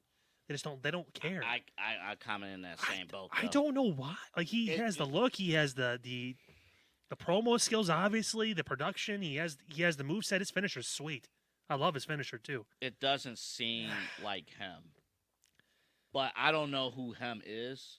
Yeah, he to me so deep in a character that it's beyond. It's not even like a Bray Wyatt character. It's I just don't know who you're trying to be. Are you trying to be dark or? It's strange. No, I'll tell you what it is.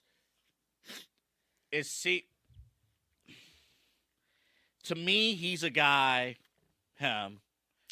To me, he's a guy. That one. who, as a viewer, I could tell he's acting. It doesn't feel real. It doesn't feel like he's doing everything right. He's playing the part. Yeah. I see that. They give him all the effects and stuff, and he's doing his job. but he's took it acting. down. Yeah, I see that 100%. And whereas Bobby is more like, it feels like he's just like that. Like he's got some friends. He has for it. Who's the woman that B-Fab? Oh, we thought it was going to be Bianca because of her and Montez, but wasn't B-Fab with Hit Row. Yeah, Michael Cole's favorite. Now AJ Adonis or whatever his name is, or AJ Francis is saying his name and he'll appear. Yeah, I believe in Joe Hendry. He didn't show up, so obviously it's bullshit. If this match somehow is on the kickoff show, I would not mind. It's going to be on the main show. They already said it's going to be on the main show. The middle of the show. That's a bathroom break match. I'm sorry. Hey, look, it's Triple H and Randy Orton 2.0. So there's no title Where's involved. the Hell in the Cell? There's no title. Where's there's the no steel cage? No, it's just bad blood. It'll be a good match. I'm not it will. We'll talk about who wins it on Saturday. This is one of those. All right, I will admit, L.A. coming to AJ's house, that was actually pretty cool. And he should have went inside the house. He should have went inside. AJ AJ's like, no. Don't go inside. Don't go inside. No. Throw him through a window. Go full circle. I'm going to need a little bit more L.A. Knight to kind of get back to where he was last year. People criticize his wrestling like he's not that bad. It's not the wrestling. It's the... Now it's... It feels like he's pulling some punches on the promos. Yeah. Like he needs to let loose like guys like Punk are. He hasn't built that, I guess, that power yet to be able to talk like that maybe, I guess. But yeah, when you're that talented, Triple H has to kind of look at him and go like, dude, fucking go. Like just talk. We'll give you bullet points, but just go. Just go. Just go. Because like you can fill and do what you need to do. Because us trying to overscript you is not going to work. No. Because he's got the talent to do it too. He can make he can come up with the quips and all that shit. He's quick. You know, this is one of those feuds that I do expect to continue beyond WrestleMania. Yeah, like the whole they got a match after at like Backlash or whatever it is. Yeah, I can see it. For those who don't watch professional wrestling every week, both of these guys are over 40. Yeah. Both of these guys are in the best shape of their lives. Yeah. This guy, he's one of the best ever. Is 46. Yeah. And is in the best shape. He is muscled up. AJ Styles is what he gets called the Shawn Michaels of our generation. Yeah. Because of his working and all that stuff. And he's been kind of in limbo for the past couple of years. He has been. I've been waiting for him to kind of get back into that main event. He had the tournament run where he faced Seth for the finals for the World Heavyweight Championship in Saudi. Thought it probably should have been Edge, but it wasn't. Remember we had that talk to a while back. But I don't. This match could still night 2. This could steal the show. Not on night 2.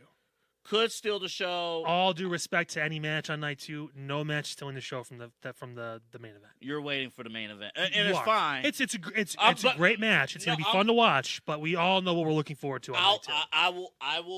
I will bet. No money, I'm broke, but I will bet that when we do this show again next week, we will be talking about this match. We're talking about all the matches, probably. No, we're going to be talking about this match and say, this match was pretty special. It was pretty. This is a really nice match. It's going to be a good match. It's going to be a really good match. AJ looking at LA Knight like, kiss. Dude, why are you in my yard? Eye contact. Prolong eye contact. What do you mean I have to go to a PTA meeting? You got kids, son. You got kids? Nah. Gotta see that report card.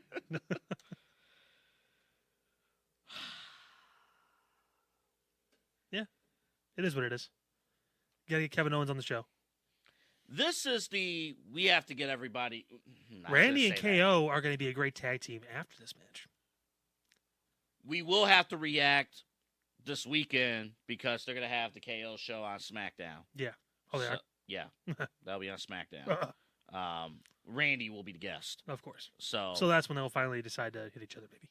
They'll, the bro hug will go wrong. Yeah, there you go. Well, they'll do their thing, yeah. Logan Paul matches do deliver. Every one of them. Logan Paul matches deliver. No reason Obviously, why with the triple threat stipulation, there's no disqualification because that decided to become a thing. There's a ton of stuff, right? Yeah, he's gonna bring his group with him. He's gonna bring out the brass knuckles. They're gonna do a whole thing. I'm still waiting for Logan to get a finisher. At one point, it was he was doing the hangman over the top buckshot lariat thing. Mm-hmm. Can we get something for Logan besides punching someone? I don't know. Figure it out. This is a to me. This is a match designed for Kevin Owens to take the pinfall. Well, let me backtrack. Wrong. Let me backtrack. How big would it be for Logan if he pinned Randy? That'll be huge. Just saying. It'll be huge. There's no reason why. I would love for Randy to win this match. I would love Randy to be the United States champion, to be the veteran that's on SmackDown every week. Only if he does an open challenge, like Cena. Kind of an open challenge kind of deal, but putting over younger talent or facing younger talent. That's what I'd be okay with if he does. Yeah, I would love that. Knowing, though, that Logan Paul has a shot to win this match, though, knowing that SummerSlam is not that far away here in Cleveland. Yeah, well, I mean, he could always fight Cody for the title, too, if it comes down to that. Good. If Cody's not facing The Rock. Could, or you jump over to Raw, face Seth. Somebody. Or Drew or whoever, yeah. Say it with me. Token champion. Which is crazy talking about a champ who's had the title for 250 days. But still, it felt like we were just waiting for this. We're waiting for the moment. Well, here's the thing about long title reigns. Wacky, waving, if inflatable, no, arm flailing, no, tube bend. No. Wacky, waving, yes! If they're not there, I'm turning the fucking TV off. Sorry. Right, fine. Turn the TV off and do something else. I mean, this is... Well, fuck me then, too. All right, Jesus. All right, then. I mean... let him, you want to turn it off? Turn it off! Look.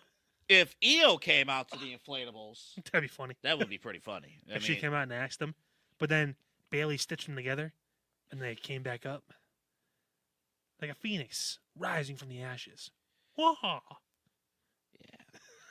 Not as excited about this match as the Rhea Becky match. Which we should be. It's a better story technically, but yeah, but you know, they let it go the past couple weeks. And the fact that Bayley didn't help Jade and not Jade, but and Naomi and Bianca, kind of strange.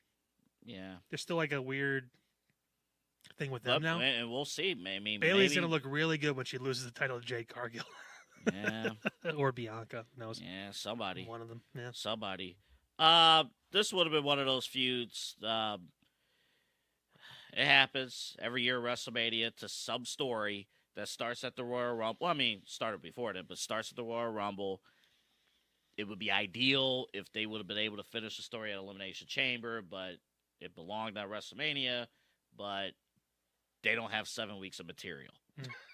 You know, they just don't. They could have, but the problem was there was a gigantic story on that show that was taking center stage. Yeah. And eventually bled over into both shows. Yeah. So they kind of really... I think this feud, to your point, much about better Bloodline and stuff, I think the Bloodline, remember those 40-minute opening Rock promos, I think this story took a hit. Yeah. It got cut a little bit, probably. It did. But again, at the same time... It kind of sells itself. It sells itself. Yeah. And the other thing, too, in the entire Damage Control group, the strongest talker, I think it's Dakota. It's a you can flip the coin between Dakota and Bayley. The problem is the other three don't speak English as a first language, so it's kind of tough to have them lead a promo because they're just yelling in Japanese. Yeah, it's just yeah. So it has to be Dakota. She's not speaking Kiwi. Yeah. Is that even a language? I feel so. Because she's from New Zealand. That might be on your SATs. Fuck, well. If I'm taking the SATs at 29, I've got something wrong with me. All right. Time for the championship, like the world title. I have a different theory for what you presented. You think it's going to happen? Yes. Really? And I think there's a part of me that believes the they're cooling off a tad bit on Drew. Now, that could be He's putting up smoke. He's already signed a new contract. Smoke and mirrors and stuff, and Drew ultimately comes out and wins the championship. Yeah. Anthony, shut up. So it could be that. Whatever you want. I think I got to think about this till Saturday, because I have some thoughts running in my mind about this. Don't overthink it, buddy. I have some thoughts. Seth's not winning the match. I'm sorry, he's not winning the match. I'm not so you sure. You are more likely to be correct about Damian Priest cashing in and winning the match than you would be if you pick Seth. I'm just telling you now. I'm not so sure. I'm 100% sure he's not winning. I was 100% sure. Not anymore. They didn't cool off on Drew. They had him do a promo in a fucking funeral home. It was fantastic. Oh yeah, that was great. It was great. That was great. It was fucking awesome. Again, like we said, and he still ran into him again later in the show. Everything that Drew has done. He's gonna pick the scraps. That's what it's gonna be. This match is actually one of the easier ones for me to pick. It's not because Seth couldn't put on a great match. I still think he'll have a decent match, but he's going to show what this match wear will and be? tear. This will be a WWE speed match. 3 minutes. This honestly, will be Why is Corey Graves out there by himself? Oh shit. CM Punk will be the special commentator for this match. It's just me, guys. Watch this. I have a suit. I have a jacket for you. What the fuck did I wear this for? 3 minutes? That's great. Yeah, it's gonna be nuts. What is that? So, up at the top, you have Roman winning. That is. Oh, is that the scene from when he won last year? That is what we have seen the last couple of years. I believe this shot in particular was when he was. It was last year. So Roman now, I found this out too, with main eventing both night 1 and night 2, 9 WrestleMania main events. That is the most of all time. He'll tie Hogan on night 1. On night 1 and break night 2. That is nuts. And it's been consecutive. It's like crazy. Like he's main evented besides 35 every WrestleMania for like the past 9 years, 10 years. But this is up at the top. That's been the scene the last 3 WrestleManias. Yeah. Yeah. First it was Edge and Bryan. Then it was Brock. Beat them both. Brock, then Cody, and now who the fuck knows what's going to happen this year, right? We talked about it before. Yeah. If Roman wins this match. Boy. We do agree on one thing. This has to be a Bloodline Rules match. It has to be. Which obviously, the one pick that we're able to give away right now, we'll give away the details later in the week, but the one pick we'll give away is on Saturday, we have the Bloodline winning tag match. Oh, yeah. 100%. Mm-hmm. Yeah. It's got to be like that so we can have that big moment where we get John Cena coming out. We get Stone Cold coming out because it's WrestleMania 40. They're going to be there. They both are. The question is, what are they going to do? There's a reason why Sunday only has 6 matches and Saturday has 7. Yeah. Because this is going to take That forever. Was when Triple H announced the card. That was the first thing that stood out. Was like, there's a reason why there's less matches on Sunday because this is going to take a while, but it's going to be worth it. So this is going to be great, and 45-minute match because of all the different. But it's going to be, but it's going to be chaos. It's going to be absolute chaos. And well, and I'll just say this: I think we have criticized last year's WrestleMania with Roman retaining. That was not a good feeling. But the one thing I'll say that came out of it was that at least, well, did it work? You got an extra year of stories out of it. And you got another year with Roman as champ. He was able to kind of really, because it was 1,000 days he finally got to. It was a whole thing where he's went to another level with it. But at some point, too, it's... And The Rock is back in the fold now, too. Yeah. The Rock is back in the fold. I know people who are back into professional wrestling because The Rock is back in the fold. Wrestling is cool. You know, that's just and that's just what it is.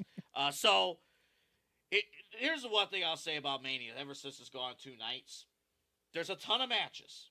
So it's going to be key, and we know the Bloodline story is the big story, and everything intertwined with it. It's going to be up to the other matches and the people in the other matches to step their game up too. Oh, it's a big challenge. It's going to be up. Like, I love what Becky and Rhea has done this week. these last couple of weeks. You got to make these media rounds. You got to go out there and convince the audience why we should care about your story, why we should care about your match. I'll be honest, like us going through this, there were some matches I think either of us would have not mind skipping. And that's just because, again, there's 13 matches? 7 on night 1, 6 on night 2. So not everyone's going to be memorable. And that's even with good people on these shows. And that's just and that's just what it is. Like, it really, really doesn't matter. Like, the Bloodlines is the story. And now it's involving everything like else. 4 or 5 different matches on the card too. Mm-hmm. It's just all encompassing for it. So, and you're going to be thinking about the Uso match, everything like that. So before we wrap up and talk about Saturday, can I do like my little 30-second rant thing? Do you want to time me again, or what do you want to? I haven't watched this week, so Nice. Whenever you're ready. Now, okay, so I watched the Bray Wyatt documentary that came out this past Monday. I maybe said this before at some point. It is a shame that he's not going into the Hall of Fame this coming Friday night. Also, Bo Dallas possibly coming back. Great to see at the end, little tease with that. But it's bullshit. He should be going in now. If he's not going in next year, I may stop watching WWE. 19 seconds. I'm getting better at that. Yeah, you are. How about that? Pete's You like, are. can you end the show now? Too? I'm getting worse at it, and that's just that. You're slowing down. You're getting old. Maybe. You're older than me. That's why they gotta. All right. Get real. What are we doing Saturday? So we have a special thing. Yeah, we do. We're going to do a live stream. We have a remote. We have a remote and we're going live. Yeah, we have a remote. Can you believe that shit? Pete's like, oh, yeah. It'll be fun. You want to tell them the time and day? Yeah, so... and the place? Yeah, so Saturday, we're going to be live. What is it? The Cards Collectors over at Independence, Pete? He's finding his voice. That would be, it's the, what is it? The Great Lakes Collectible Nice. show. Yeah. And, it's their second annual show over at the Independence Fieldhouse. Mm-hmm. Yeah, so... About noon, I think we're going to be going on. Yeah, so we'll be there. So Voice of the Land podcast. They were with us last week. They'll be on live at 11. So they'll be on live. And then we'll be on after them at noon. Live from there. So first, I'll come see us if you're in the Cleveland area. Yeah, great to see you guys. Well, maybe even if you behave, we'll even talk to you for a minute. If you behave in front of him, it'll be that. No, this is going to be exciting. Yeah, it's fun. And the fact that we're going to be live the day of WrestleMania. So what we're going to do on that show, on top of any guests that we come across and everything, and the card collecting and the sports cards and stuff, it's going to be incredible. But what we're going to do on that show on Saturday, we are going to actually give our predictions, our official predictions for WrestleMania Night 1, Night 2. Mm-hmm. We'll react to the Hall of Fame, which essentially, with all due respect, we'll react to Paul Heyman's speech.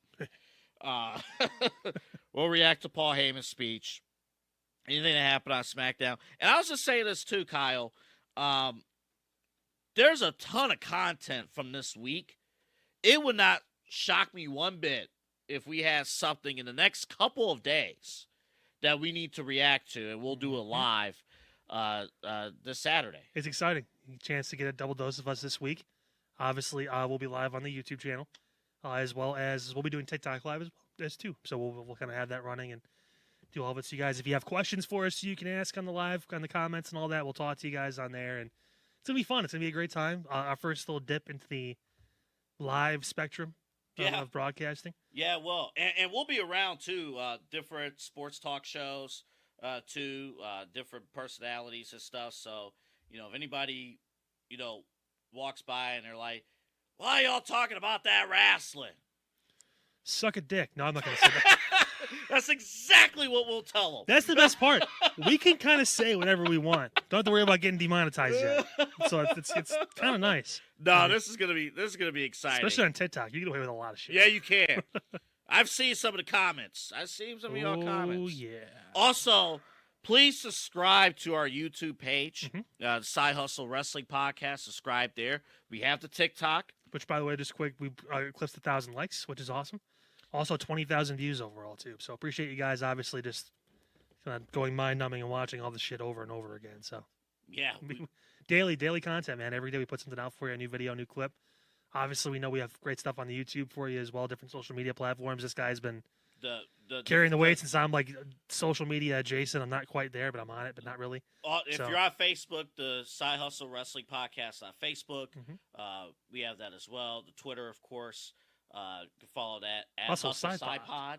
Remember that one? So you can, do all of that. But this is the time. I mean, I remember years ago when I was able to watch my first WrestleMania from start to finish. And WrestleMania is always a special time, no matter where you are as a product. So it's here. I mean, it's here, and now the powers that be, you hope that they put out a good show and deliver. Second biggest week for us this year. Most important will be the week of SummerSlam. Yeah, we'll be. So, we'll be. Yeah. We're gonna count down. To that. I have a new clothes this week. We're not doing the... We can't... Well, maybe in the future. But we can't... We're doing 2 shows this week, so it's not really a... We'll do a Saturday, because I can't do this clothes in front of the public. But... Well, then it's not fun if you can't do it in front of the public. No. You can do whatever you want. No, we can't. You're not on the air anymore. You can do whatever you want. You want to know what I learned this week? Just because the show is over doesn't mean that the shit stops. Okay. He walked off. See you guys.